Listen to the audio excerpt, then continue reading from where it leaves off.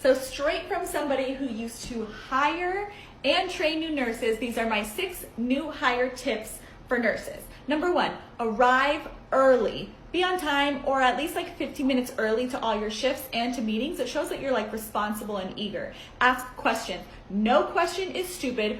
Always ask questions, even when you're on your own and off orientation. No one expects you to know everything, trust me.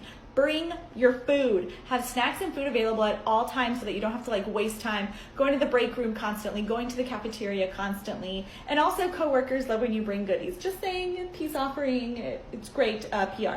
Also, get dirty. Like if you see nurses that are like, oh, I need to get a Foley, or oh, I need to get that patient off the bedpan, volunteer. Care for the patient and don't be afraid to get dirty.